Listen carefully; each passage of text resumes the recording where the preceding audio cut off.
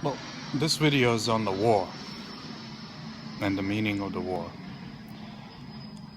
So I've been thinking about this idea for about a while now, on the meaning of war, and I've been studying it. Also, watching some, you know, cinematic movies and, but also war as a justification, just war and unjust war. Now that begs the question: is there such a thing? Can any war be justified for any reason? Well, looking at it from a morality, you can't really justify the war. There is no reason, there is no way that the human beings, man and a woman, should be sent on a battlefield to become body bags. And what is this? This is all a political necessity. For the lack of better words, why is it political necessities? Because one country feels that they can do a better job controlling other countries, or certain country has more power and can do so and can afford it. Now there's been other theories of war, like a theory of the war that, well, war is a necessary mean to control the population. When the world becomes overpopulated, we have to send them to war, and we have to create war because so this way people get eliminated and we don't have that overgrowth of population and in terms of the resources. Now China has one day policy.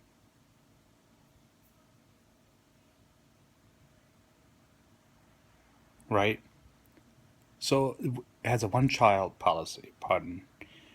And that policy is meant to control the population in terms of growth, in terms of sharing the resources and having enough resources for a large crowd. Whatever the reasons that they do it, they control population rather than what we have in a Western society.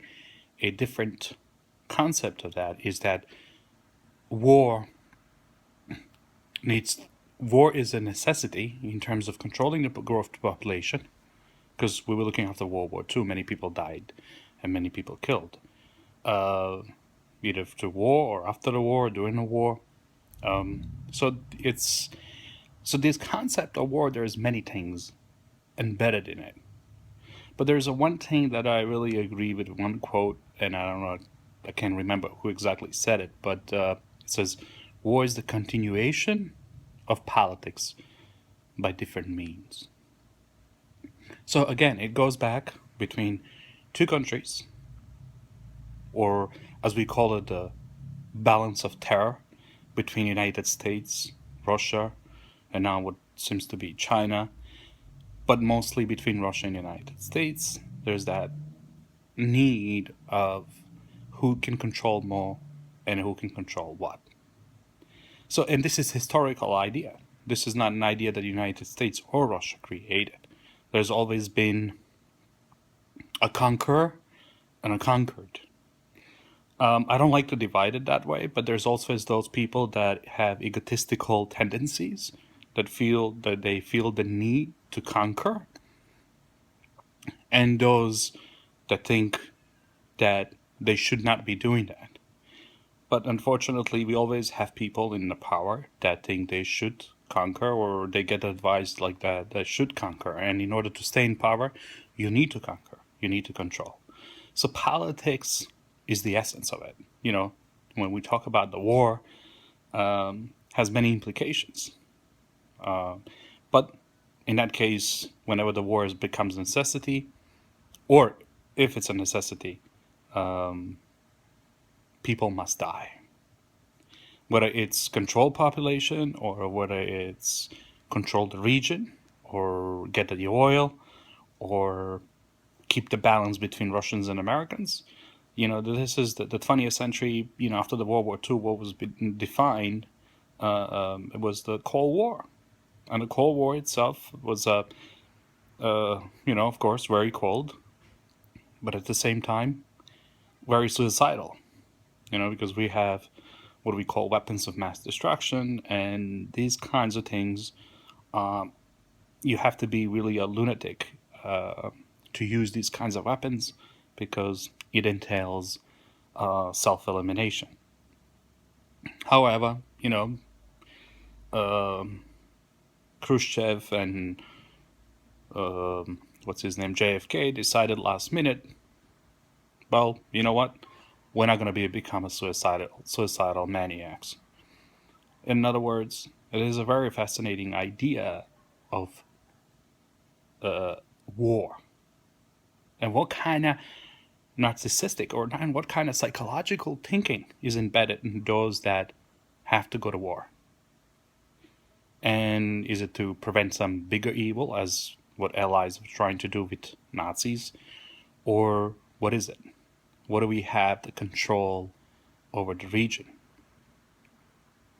So the war, in my opinion, is a as a part of nature, of human nature. It's like any other person that be part of human nature, and it's a psychological.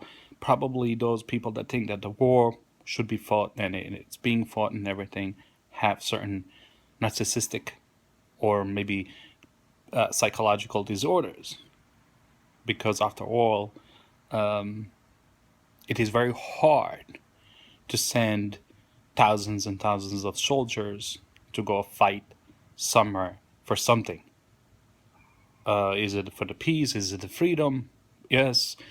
Some people say, well, it's a freedom. We value freedom. We want the freedom. So we send people to fight for that freedom, to fight for that idea. But let's not mistake that the freedom itself is a notion of, it's a very tangible notion. So it is very hard to keep that peace. It's very hard to keep the freedom going. But freedom becomes also a self-defeating purpose, because if you're sending the soldiers and you putting them in a harm's way, then how they have no choice. So the freedom in that sense has no meaning. And just like for example, in a Vietnam War, World War One, World War Two, you had a massive draft, and there's countries that have a draft that you must go to the army when you're 18. Now, if the emergency situations arise, you must go to war even when you're not 18, like in Hitler's case. So that is the freedom. And it's ultimately the control of a one region for the other. It's the ultimate control of human behavior. But then we have to study, not in order to understand the war, I think we should be looking at the people that make that happen, that opt out for the war. And I'm not saying that people go for the war because, oh yes, this is what we want to do, but what is it? And a lot of it has to do with revenge, and revenge is the core of human reaction, and it's a human emotion that arises to the person's level where they take the action and they go revenge something, whether it becomes on national level or personal level. So the war, in essence, we can say it's a revenge, but it has many different implications in terms of that. So these are my thoughts on war. And what is it that strives people, that pushes people, and also this is why it's very important to carefully choose who we elect and what we elect, because those people that are trigger happy should not be in a position making those kind of trigger happy decisions, and just let's go and blow so much money, cause so much disasters in the human and all that, and we haven't learned from history. So history always, as that saying goes, it repeats itself, but always repeats itself in a different measures and in a different extent. However, it's a false notion to say, well, we're fighting for the freedom. we have to have control, we have to have laws, and we have to have regulations. We have to have, if everybody followed the law and everybody had what John Rawls called a veil of ignorance, meaning not being ignorant, but not associating, differentiating people based on their religions, based on their regions, based on their resources. If we follow the rules, and now this might be a little too idealistic of an idea, but the war could be, in a sense, avoided or prevented. So it's, what is it? And we can't. This is the question that I can't probably possibly answer here, but this is just the general thoughts on war. Now, as I was saying going in the beginning, just war and unjust war. If somebody attacks you, you have to defend yourself, right? So in a sense, we can look at it as a self-defense. Now, self-defense could be justified as a just war, meaning somebody attacks a country, that country has the need and feels the need to defend itself, right? Just like you, if somebody attacked you personally, you have to defend yourself. So we can say that in that sense, it could be justified, but on the other sense, that it can't be justified. We can have that passive resistance. If somebody punches you, if you can stay, if somebody hits you, if you can come. That's, some people, maybe they can do it.